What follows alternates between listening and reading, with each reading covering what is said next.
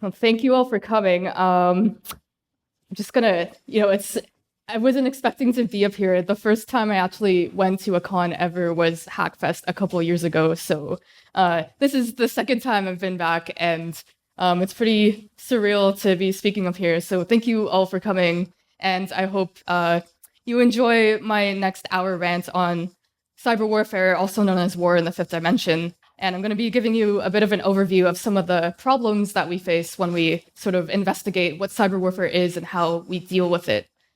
Okay. Oh, wow. Okay. I accidentally deleted my About Me slide.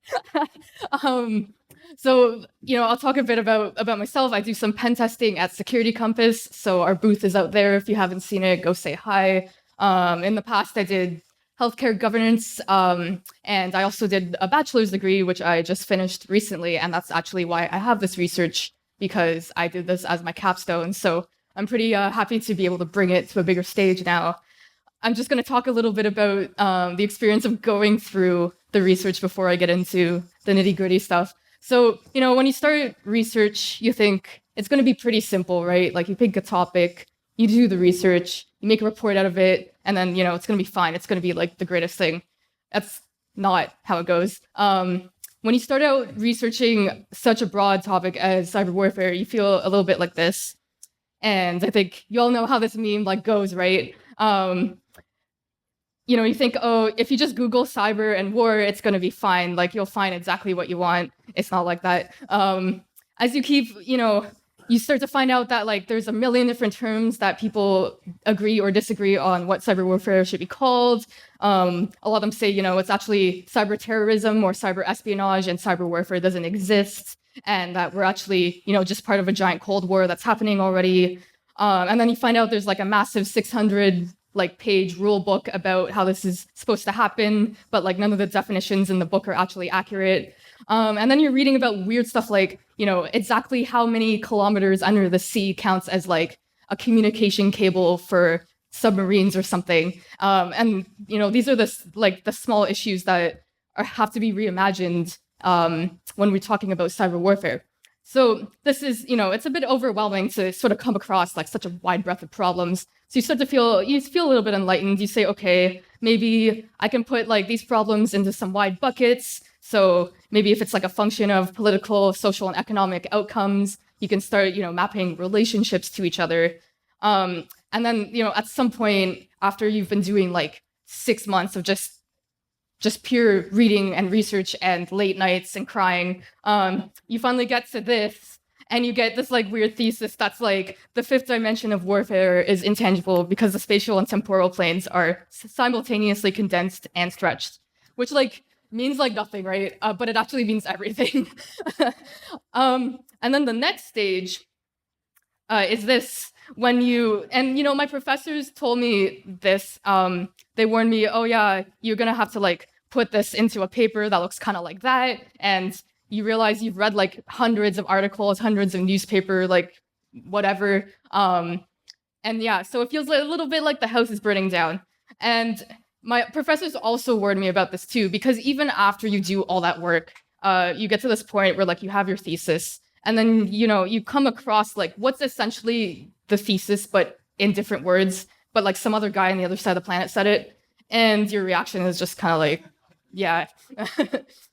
And even after that, you think the process is done, it's fine, but you still reminded. So when you're a broke ass student and you don't have money, you're trying to find all that free research, so you gotta put your actual email address in and get the influx of research papers. And then, sometimes you wake up to reminders of the experience that you went through with, little reminders like this. All I wanted to know is this going to result in nuclear warfare? I didn't need to know about the other 47,000, indicators of nuclear warfare. Thanks. So without further ado, I'll stop talking about myself, and I'll start off by describing what exactly is the fifth dimension, because, it sounds very abstract. It sounds like maybe I'm trying to sell you some snake oil. It's actually, a legit term that people use. So the first time that we really saw it was an Air Force chief said this quote or wrote this quote in one of the military sort of publications. And so he said that information has an ascending and transcending influence. So we're already, that's a pretty bold statement. And he decides that, it has an effect on society and our military forces, and that we should call it the information operations, also known as the fifth domain of warfare. And he closes by saying that this is going to be a really important thing to secure in the future, because it has, so much impact on society and the military. And luckily for him, this didn't, become some weird, obscure reference that you can only find by Google dorking. It's actually pretty common. So you can find a reference to the fifth dimension everywhere. You're probably wondering though, okay, if this is the fifth dimension, then what are the other four dimensions? What he means by the fifth dimension is in reference to the original four dimensions of warfare. So land, air, sea, and space. I think it's pretty self-explanatory. Land is tanks or whatever. Air is planes flying through the air. Sea is warships and submarines. Space, space stations and stuff like that. And then we have cyberspace. And so cyberspace is the new fifth domain that he's talking about. And this is different from what we call kinetic space. Kinetic space refers to the fact that things that happen in that space are tangible, so we can see and feel them and, experience when they're happening. Cyberspace is a bit different because it happens so fast, and really, any actions that happen in cyberspace actually happen physically in a small box in a server room. And so it's not the same as, let's say, a plane flying in the air with a bomb. You can't see or feel or touch that, right? It doesn't have what they call a kinetic outcome or a kinetic consequence, which might be, an explosion or something in other cases. When we talk about what exactly is unique about that fifth dimension, and to state it back into terms of that thesis I came up with that everybody else also kind of had, space and time stretch and condense. And what I mean by that is things can happen really fast and have explosive effects, or they can happen really slowly and still have the same effects. So if you think about, let's say, a missile flying through the air, and it's coming at you, if that missile goes faster, then the obvious implication is that the missile is going to reach you sooner, and then the damage that happens because of that missile happens sooner. In cyberspace, that doesn't happen. So if we think back to Stuxnet, that's it illustrates this example really well, because when you think about the transmission of the actual malware from hop to hop, that only took probably milliseconds to happen.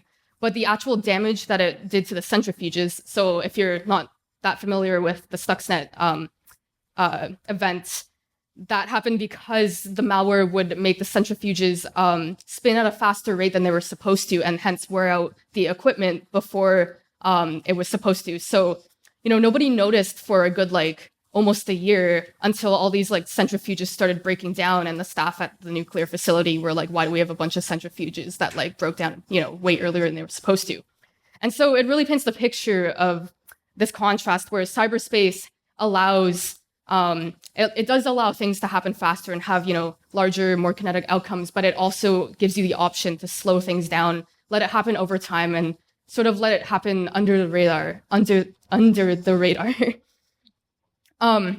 This being said, you're probably, oh, I'm missing another slide somehow, sorry. So this being said, some doctrines have sort of asked, what exactly can we do to define this? And they sort of came up with a definition of a cyber attack. Sorry, 1 second. I just want to make sure this is the right slide deck.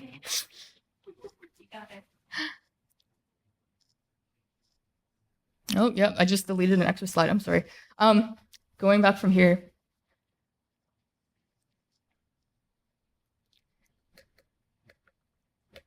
So the slide that I'm missing is a quote about cyber attacks. And essentially, what sort of some legal scholars have tried to do is define, what a cyber attack is. And so, wait, I'm so sorry. Okay, this is supposed to come after. I did this really late at night last night. So, and I was like trying to cut stuff out because I had way too many slides. I know too much about this subject. Okay, there we go. So, yeah, okay. Have this like space and time concept. But the question you have to ask, what even is cyber warfare, right? So there's a lot of agreement on different things that are cyber warfare. As you can see, this like wonderful mind map that we have, there's a lot of different things that come into play, whether that's like directly related to the military or sort of things that happen sublethally in the world. And the aspect of adding cyber to the word warfare actually becomes really complicated because warfare, implicates a lot of things. The word cyber, implicates digital technology, and everything is now has digital technology in it. So cyber implicates all of those things. It's a lot of things to implicate. When we look into how people define cyber warfare, we can first look at easy stuff on the internet. So Wikipedia is a great first example. They sort of say it's just basically anything that happens with technology in cyberspace. Not wrong, but doesn't really give us an accurate sort of depiction of what that is. Google gives us a little more of a grounded definition. They say that it needs to disrupt the activities of a nation state or some sort of large organization, and that there has to be this sort of concept that there's an intent of attacking them for like military advantage, because obviously cyber warfare or just warfare in general happens between nation states. And we can see Google also conveniently gives us a nice little graph of the term cyber warfare. So it's not, actually a new like buzzword term, although I'm, low-key kind of waiting for some Twitter account to be like, hey, do you want to buy my like AI blockchain, like cryptocurrency, cyber warfare protection? But we'll get there. The first occurrence of this actually came up when ARPANET was sort of being developed. So if you're not aware of what ARPANET is, it's like the OG internet that was used in the United States between all of the educational institutions and the military. So there was this basis of trust because you assume that everybody that was using it trusts, the other nodes on the network. And so a lot of papers that you can read from, publications at the time, they actually talk about how people were, proposing that cyber war was going to be a problem. But as anything happens in development, there's deadlines to be met, and no one wanted to, push back. No one wanted to block like the publication of the first ever internet. So, that got vetoed. It created more problems in the 1970s when the Morris worm came out. And even though that technically wasn't cyber warfare, a lot of people sort of threw around that term because it was the first sort of mainstream virus that ever happened.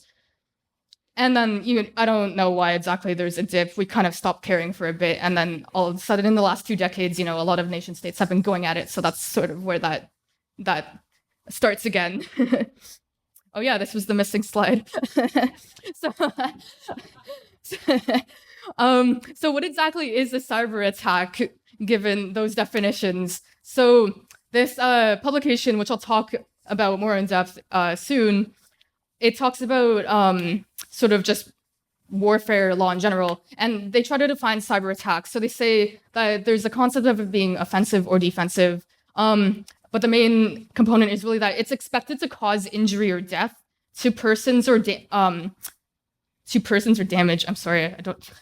Okay, or destruction to objects. So you have to either essentially like people need to die or something needs to like get destroyed. So this is getting closer to what we think about generally. If we just think of the word war, that's probably pretty closely associated. But there's sort of some unanswered questions. The first one is how much damage, injury, death, or destruction do we actually need to call this a cyber attack? There's also to who and by whom are we actually doing this attack? And the last one is what are objects? Because objects could implicate like a lot of things that exist. So cyber warfare governance is a contentious legal issue. Even NATO. So as you're going to see, the manual that they put out regarding this, it's confusing. They've got, some problems to sort out. I'll talk a little bit first about just international law in general. So we have this concept of the object and purpose of international law. So, international law is supposed to do something. They do things by providing a legal framework with working definitions, because as we all know, anything that needs to be regulated needs to be defined before we can enforce regulations on it. There's also a sense of encouraging legal obligation and state practice. So what that means is you want to enforce sort of like, what is the moral standard that nation states in the world will follow? And then we tell nation states that don't follow that standards that they're, bad, and then maybe sanctions happen. And that's sort of like the soft reinforcement that we have on it. There's this concept of state practice as well. So there might be laws, but for laws like in cyber warfare, where they're not very well developed, states are sort of expected, especially the more powerful states, to take precedent on events that happen in the world. So if they're the first ones to react to an incident, or if they're the first ones to perform some type of action, then other states will look at them and say, hey, look, that powerful guy's doing this thing, I can do it too. So you hope that really powerful states won't do like atrocious things and then all of the other states follow. We also use international law to reduce conflict and mutual escalation.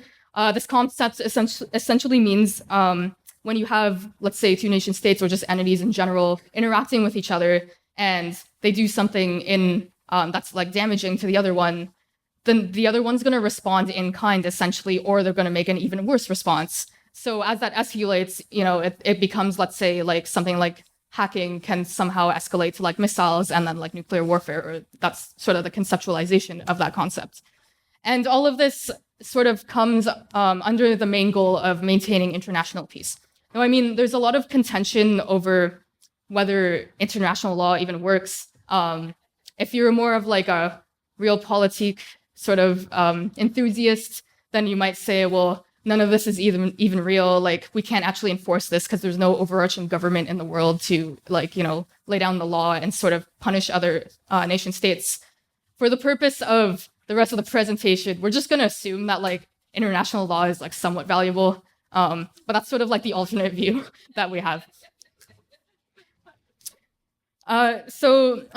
There's been like attempts at warfare regulations. So these are the three main ones.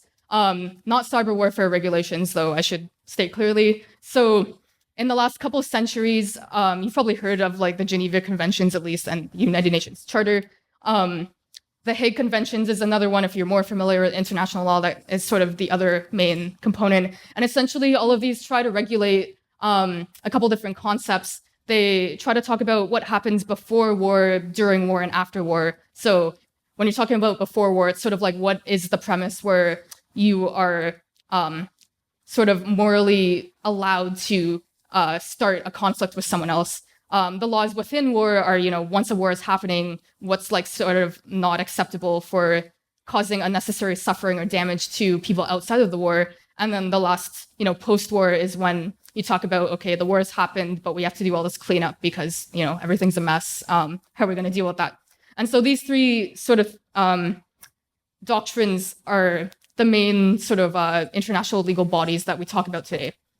In cyber warfare, though, there are no rules. There's no, equivalent of the Geneva Conventions for cyber warfare. Even though we've had symposiums and stuff like that, it's not really the same nature where people like sat down for this exact purpose of creating like a doctrine of law that, multiple nation states actually sign into and agree to adopt. So, this has been recognized as like a real problem. So it's not to say that the Geneva Conventions will never happen, but there's been attempts to do so. And that quote that I had earlier, it comes from this book with this wonderful graphic that someone on the internet made. It's called the Tallinn Manual 1.0. And so this came about because when the 2007 Estonia Bronze Tallinn soldier attacks happened, this was a cyber attack over a disagreement of moving a war monument in Estonia. There was a lot of the hacks sort of aimed at like every single component of Estonia. It was like banks, banks and like corporations and like different sort of social institutions. And so people started realizing, this is going to be a problem later on. And so they decided, well, let's reimagine international law in the fifth dimension. And so a body of NATO that you can see there, as well as a couple other organizations, that deal with international problems. They sort of like collaborated together to make this manual. And the main sort of sources that inspired this manual are warfare doctrines. So this might be stuff that like they actually give out to people in the military about like how to be, a soldier or whatever. They also had conventions and protocols and treaties. So that's like the Hague and Geneva Conventions. And then they had significant international court cases. So again, going along with that state precedent idea, if there have been past examples where there was a contentious issue and we didn't know how to solve it, let's look at, what the verdict was in past cases.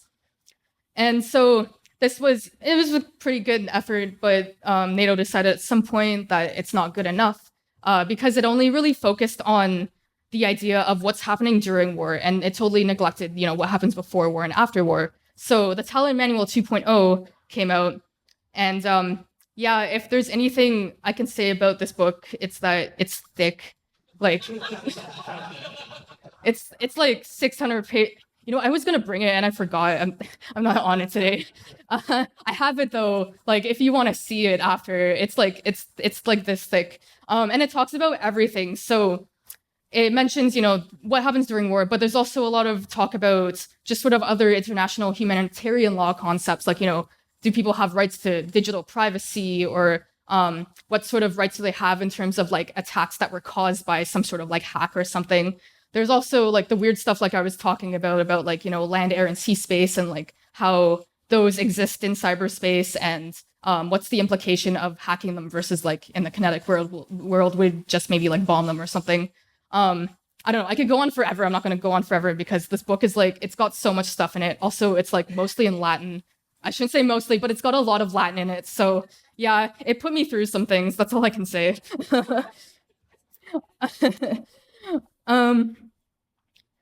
So the Tallinn Manual is not official, and that's why it sort of has, I said it's not really a digital Geneva Convention. And it says this explicitly, like in the preface. It's a sort of thought experiment for the people who made it.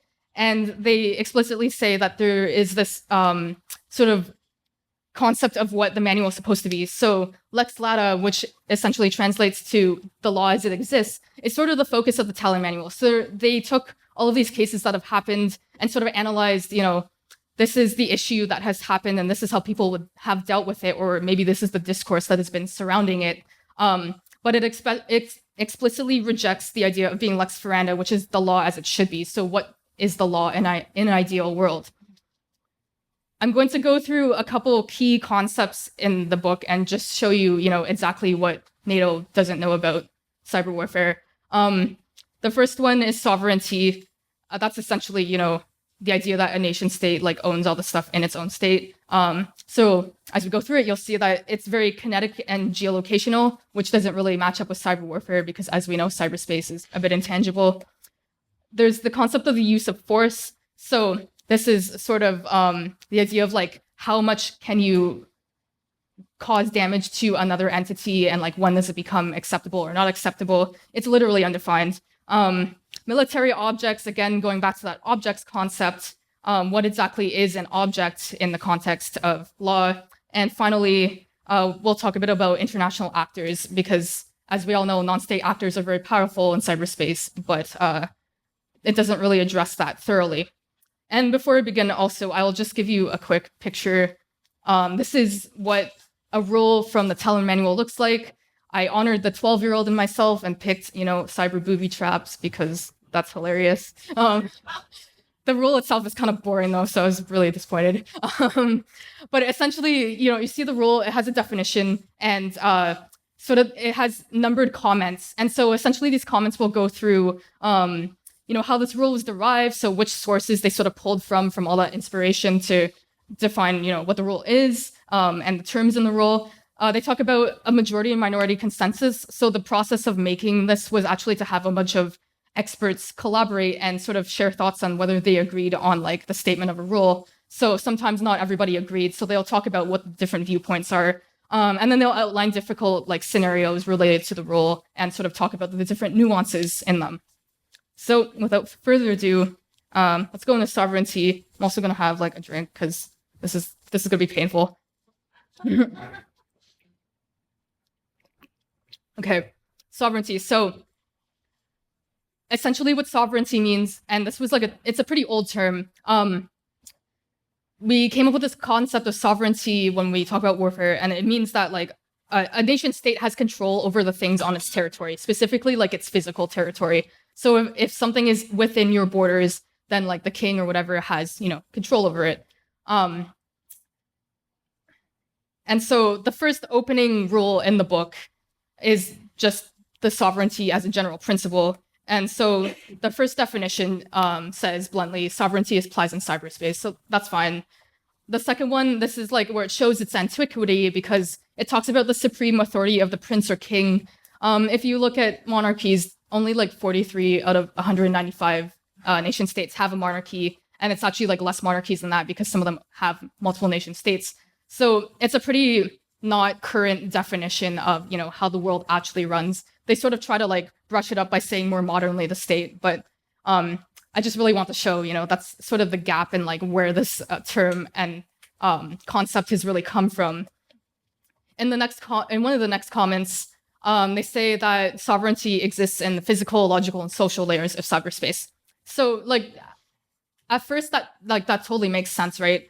But sovereignty has a lot of connections to other concepts in the manual, especially jurisdiction. And we already know as cyber experts, jurisdiction is complicated in cyberspace because you can have, let's say, a server, existing physically in one place, but then like the data on that server belongs to someone else. So when you talk about like just combining all of these layers and like a thing is in a certain nation state, this becomes a problem because we can't say that anything in cyberspace actually definitively is owned by whoever owns that territory around it. If someone, owns that data overseas, then this concept sort of falls apart.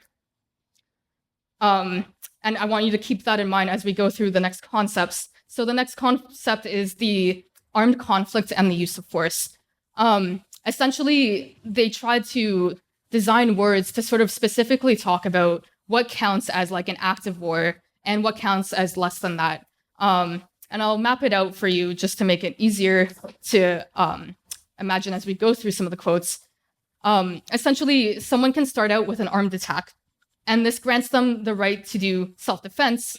And so self-defense is essentially an action that is equally damaging as the armed attack that happened to you. And then once self-defense happens, this initiates like an armed conflict. And over time, this will happen repeatedly. So we can see armed conflict is like an overarching, essentially like war. And then the sort of single instances of battles are what they would call armed conflict or self-defense. So, that sounds pretty straightforward, right? But once we get to actually sort of defining this, it falls apart a little bit. So the definition of an armed conflict, according to the manual, is that it's a hostility between two or more states. That's fine. We get to the next one, though, and it sort of says that like we don't really know what threshold of violence sort of counts as armed attack. And this becomes really problematic because, as we all know in cyberspace, a lot of things can happen with different sort of levels of damage, and it can also happen not instantly, as going back to that space and time concept. So the manual sort of tries to address this by saying, some of these operations can count as an armed attack, even if they don't instantly, destroy lives or buildings. They can cause serious suffering or death, such as in the case of, let's say, the equivocal chemical, radiological, or biological attacks. The question is, though, how many lethal attacks have actually happened to date? And we don't really know. There's no official statistics on this. I could only find one case, which I will talk about later, where people may have died, and it's not even, like, you can't even find the death count. So for them to sort of outline this concept, we're assuming that an act of war is, like, leads to death and extreme damage. It kind of, makes you question, is cyber warfare even real then? Because we don't even know if there are any attacks that fall under this category. The Tallinn Manual and international law try to also address this concept of being under the threshold of armed attack. So they call this the use of force.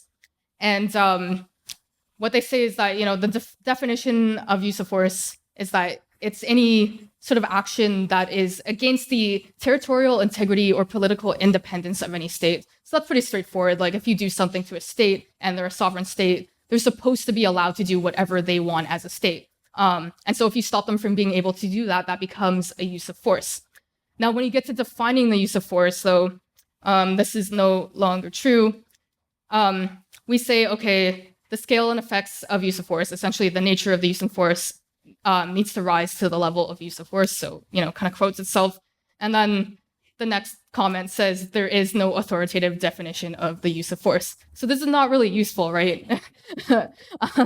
However, it does explicitly say within that same comment that we don't include economic coercion, psychological operations, terrorism, or espionage in the use of force.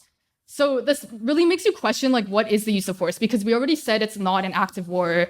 We already said that, like, it has sublethal effects, but like most of the things that cause sublethal effects are like exactly those four things. I don't know what else you would call them. So this is kind of problematic. To visualize it, just to summarize the concept, we have armed conflict up there. There's injury, death, destruction. That sort of implies armed conflict. Under this is the use of force. It's literally undefined, but it's not that bad. But it's not any of those things. So what is the use of force then, like in that middle area? I don't know.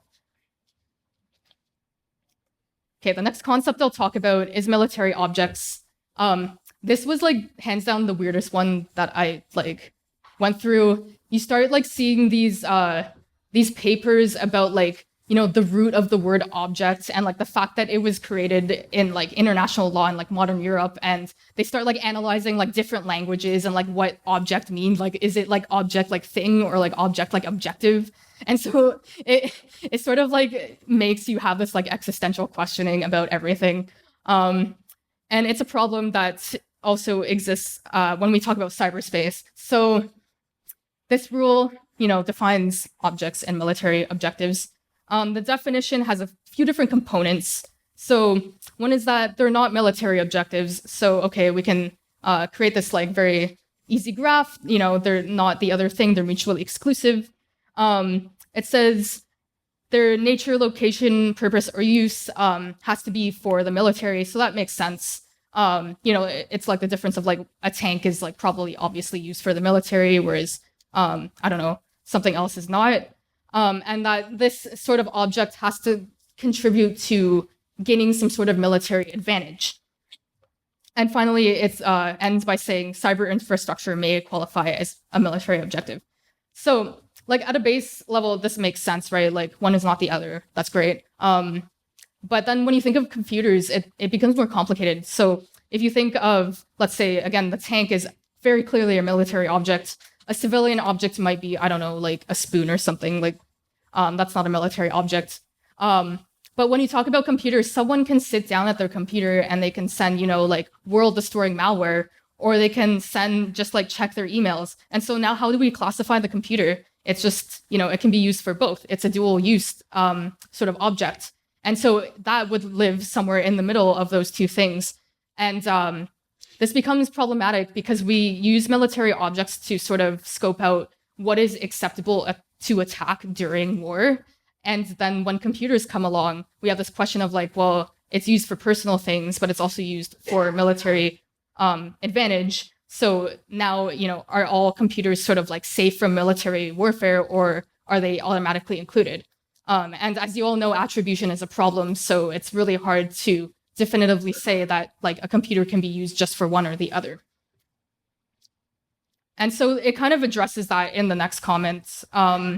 They say that the entire internet could like conceptually become a military objective if it was used for military purposes. The irony is that like originally it was used for military purposes, but it's really unlikely that the entire internet would become, used for military purposes. So now we have this question of like, okay, it's not a question that people use the internet for things that we would call cyber warfare today. But now this international legal concept is saying that unless like literally the entire internet is used for that, then it's just a civilian object. And so this, it asks the question, like, what exactly can we use the internet for or not for? And how does this let cyber events that cause damage fly under the radar because we haven't considered like it to be a military object. It's not like a thing that happens in warfare. The final concept is that of actors. So I'm sure you all like saw that Trump tweet at some point. You know, everybody thinks like hackers are interesting people. The thing is though, like they have a lot of power, as you all probably know. There's like tons of malware that spread worldwide and, you know, messed a bunch of things up like WannaCry. You know, that was created essentially by like 2 people. The Tallinn Manual doesn't really address this. So from a high level, this is essentially sort of the different types of, let's say, if you have 2 nation states, sort of what classifications of actors, the permutation of which actors they are. So you can have, you know, it's an international conflict which falls under international law, and that is because it's a state interacting with another nation state. There's also this concept of non-international law, which they sort of mention in the Tallinn Manual, but don't, you know, thoroughly go through. And this falls under domestic law. And so this is interactions either between a nation state and a non-state actor, or it's just 2 non-state actors. The thing is, though, we all know that, you know, cyber attacks can be heavily damaging.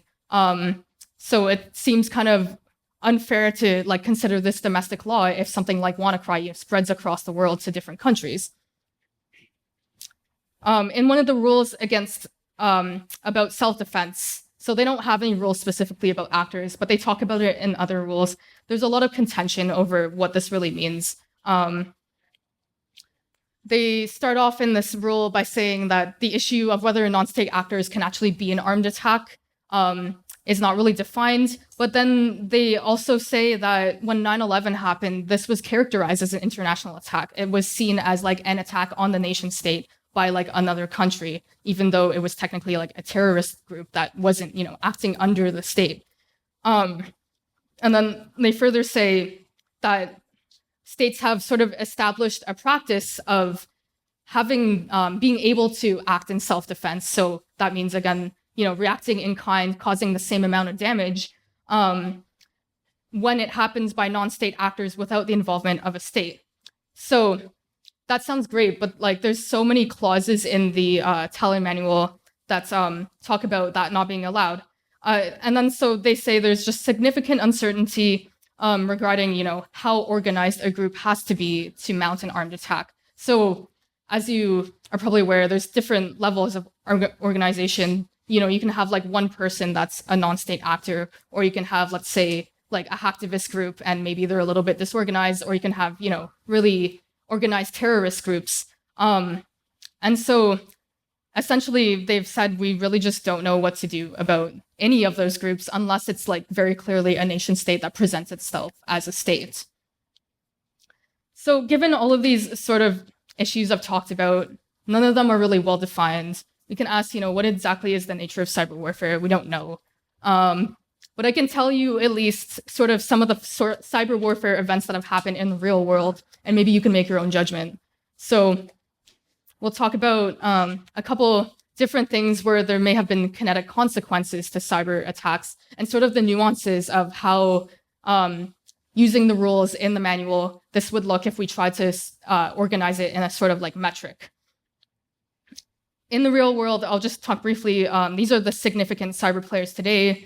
So, I mean, if you read the news at all, you're probably aware of this already. These are the 6 nation states that sort of invest the most into cyber warfare or cyber defense technology, or have been exchanging blows in cyberspace. The couple that I've focused on, I was going to do all 3 of these cases, the Ukrainian power grid attacks, the DNC hack, and Hamas versus Israel. Turns out I had like way too many slides and I know too much about this, so I had to cut out Ukraine power grid attack. But you can think about it after because you'll see the methodology, how it happens, and sort of think about what it means to attack a power grid.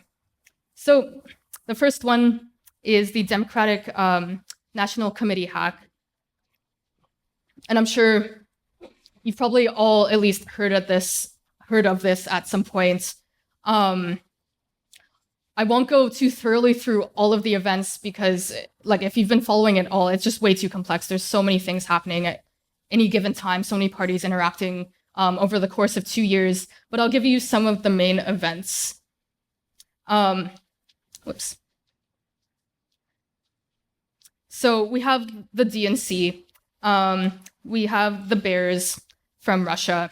They sent a spear phishing email to some people at the DNC. Specifically, in 2015, they sent these two, the X-Agent and X-Tunnel malware. And in 2016, Fancy Bear sent CDaddy and PowerShell. I was gonna put icons for that, but then I thought, representing X-Agent and X-Tunnel is kind of hard. I don't want to try to represent CDaddy. That's not going to work out well for me. But anyways, they sent these two malware samples. Allegedly, they actually didn't know anything about each other attacking it, so they were like separate operations from Russia. And they sort of exfiltrated some things. What this resulted in is them knowing a lot about the DNC. And so the first sort of big result was the WikiLeaks document leaks. There were I think there were two separate leaks. One of them was like the 20,000 emails and 8,000 attachments. The other one was another like 58,000 documents. So that was like, a lot of bad press for the DNC, especially with election day coming up. They also found when they investigated this, so there were several third-party investigations by like Mandiant and FireEye and a ton of other organizations, as well as by the NSA. And they found eventually that the Russian sort of intel bodies, they had done a bunch of different information operations. And so one of them was that they bought a bunch of targeted ads and they sent them to specific areas in the United States where there was sort of a more pro-Trump sort of consensus. They also tried to support the pro-Trump consensus by creating this slogan. So it was associated with the Black Lives Matter movement, and that's very contentious for a lot of reasons. But essentially, they didn't even try to do anything specific. They just tried to blow this out of proportion and make it a bigger deal so that more people were divided about the issue. And then finally, they found that they had actually planned, in case Hillary won, they had planned sort of like a campaign of spreading this hashtag, the democracy rest in peace, just to sort of give a final last blow. The outcome of this is sort of, there's a consensus that, yeah, this did influence the election, but it's kind of weird too, because no one directly hacked the election. No one directly tried to hack the voting machines or the servers that maybe collected the data about it. So that puts it in a really weird place. The attribution that happened afterwards, as I mentioned, the third-party investigations, the NSA very clearly stated, we know this is Russia. Obama put sanctions on a bunch of Russian diplomats too and sent them home, and Putin was not very happy about that.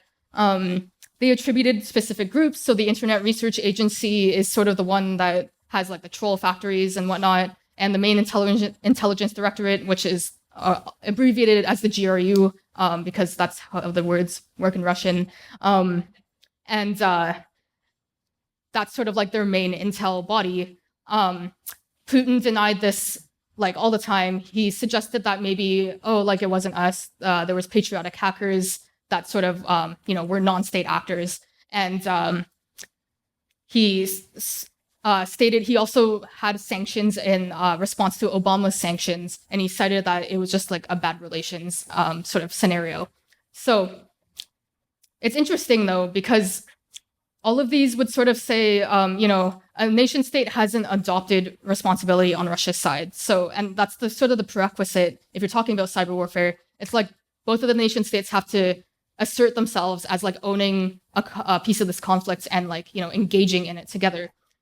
Despite this, there's this sort of general agreement that this was cyber warfare. So you can go just on the internet and look up the DNC hack, and there's so many headlines that sort of point to the fact that this is cyber warfare. If you actually try to break it down, it's not that easy to assert. So we can ask, okay, is this an armed attack? There was no direct kinetic consequences in terms of violence or death, so probably not. Election tampering, though, I mean, now you have to ask, what does the word violence mean? Is tampering with the democratic rights of a people a sort of act of violence per se. You can ask whether it's a use of force, and this can be, I don't know, it can be seen as yes, but it can also seen as no. So if you talk again about that prerequisite of territorial integrity or political independence, you would think like hacking an election is a pretty clear sort of breach of, someone else's territorial integrity. That being said, though, in the same definition, we exclude psychological and media manipulation, which is really how all of this attack happened. There was no attack on the actual infrastructure that, underheld the election itself. Is it state to state? We would think yes, because like everyone attributed Russia, and it seems like pretty clear that it's Russia. But on the Russian side, they denied the attribution. And again, you need to explicitly say that, it was me that engaged in this act of warfare. So yes, but also no. And then finally, military objects are, again, confusing, because going back to what I was saying, you have to ask, are the DNC targets civilian themselves? Is this technically like, because they're part of a government, does that make them like a military object? And you also have to ask the civilians that were part of this, so the people where they saw the social media campaigns and whatnot, were they actually an operational object? Can you count just like civilians as a military strategy, or are they normal people that, shouldn't be included in war? And also, I didn't mention this here, but like also generally, again, is the internet, like, is it a military object itself, or do we need to preclude the entire internet to call it war? So it's the verdict on this is that we don't really know. This might be cyber warfare. It might not be. Pretty much every category says like it's confusing. I personally would put it as I'm sort of middle ground between cyber operation and cyber warfare, because again, hacking something like an election is sort of central to like what a nation state does. But at the same time, no one died. Nothing was, destroyed physically. So maybe not. The second case study happened conveniently. I shouldn't say conveniently. It happened really recently, back in May 2019. And it didn't have a lot of press, so you might have not heard of it. It was an exchange between Hamas, which is a religious group, and that occupies the Gaza Strip, and Israel. So this one is a bit simpler of a scenario. You have Hamas, there's hackers. They send a cyber attack to Israel, and Israel responds by posting this tweet one day. So essentially, they sent a missile strike to this building in response to this alleged cyber attack. The cyber attack, we don't know anything about the nature of it, at least not publicly. So we don't know, how long it happened, or what kind of damage it did to Israel's assets or anything like that. The airstrike itself happened in May 2019. Israel sort of explicitly attributed itself about the airstrike. So if you read like one of the translated website pages, they say that, they caught the operation coming from the Gaza Strip, and they noticed that it was trying to damage their assets. And so after that, they decided to not only handle the cyber dimension, but also the physical dimension. So this seems like maybe, okay, it should be closer to warfare, cyber warfare, because there was some damage. I think it's interesting, though, the contrast towards the DNC hack is that no one really says it's cyber warfare. You got that like one word article up there that says maybe it's cyber war, or it means something for the future of cyber war.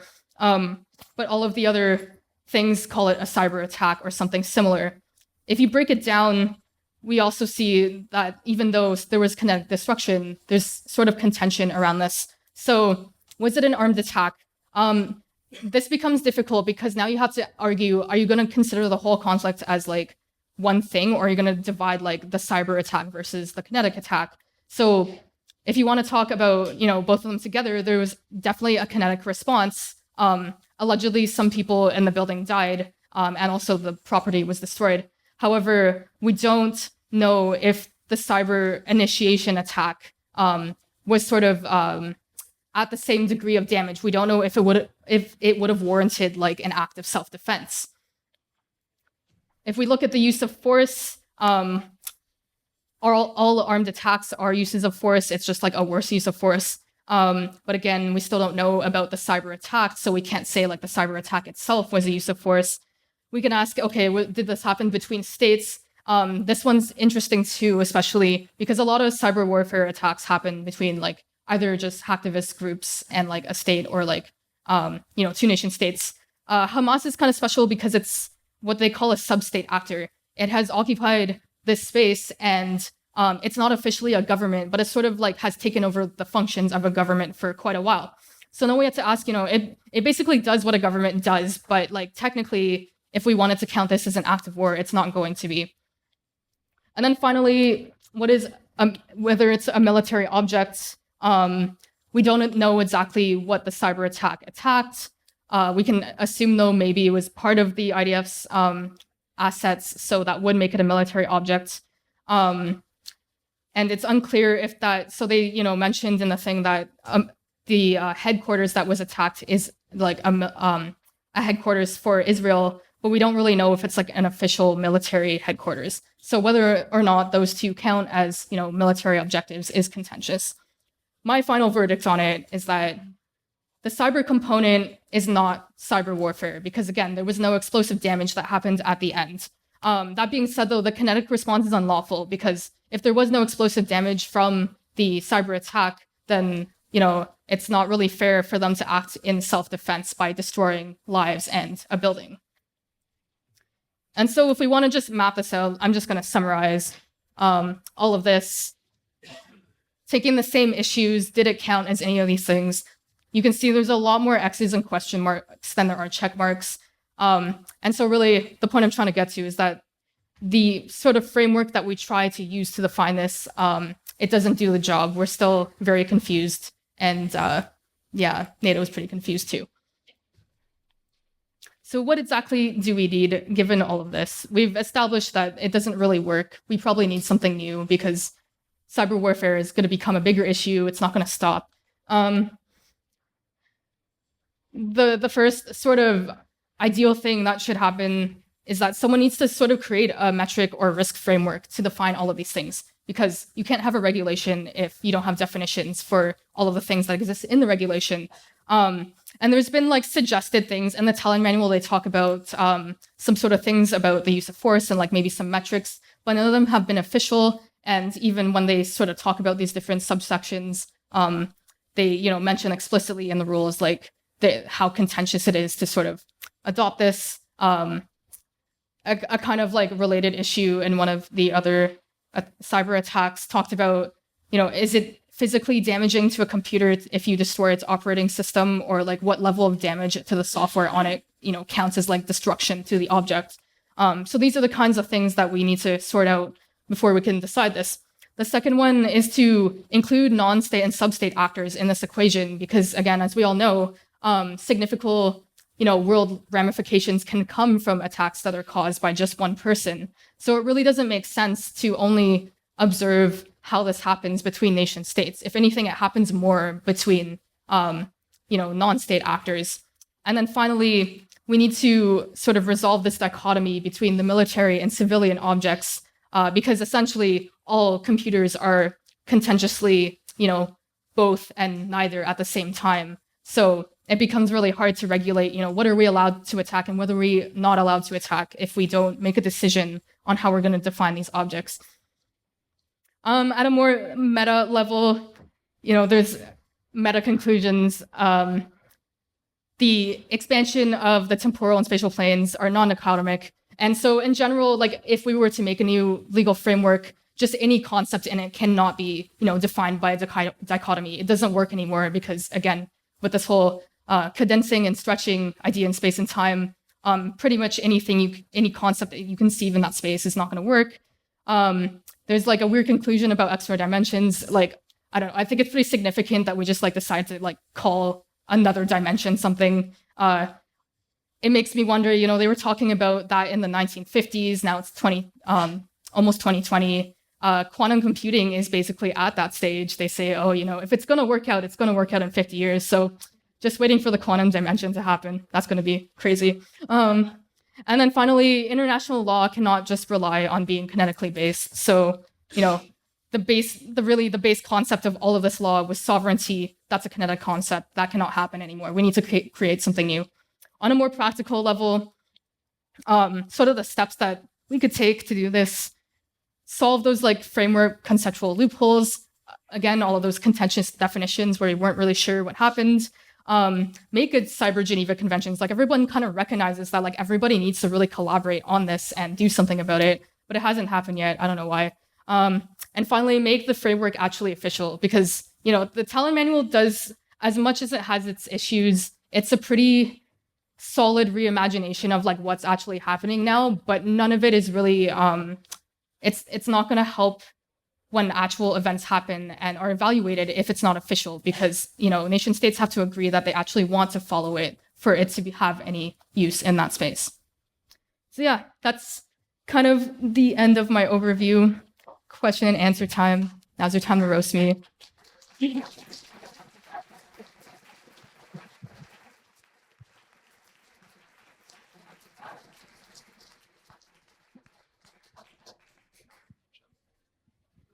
Hello. Do you ever think that the reason why we don't have policies yet is because the generation that would be making these policies are not aware of like cyber technology in general? Yes, absolutely. Actually, and so, you know, before I even did this research as like a capstone, I came across that idea. They explicitly say in a lot of research articles, the issue is like a lot of people who are making laws in international law and working at the policy level just simply have not been around to experience technology as like, you know, younger people growing up today do. And it's both that they're younger and also because law experts are not IT experts. And I think what needs to happen is we need to include IT experts more in this discussion. They technically did in the Tallinn Manual. It was like 18 international law experts and like 2 IT experts. So not a really good balance when you think of it. And I think it really shows in how some of those rules were laid out.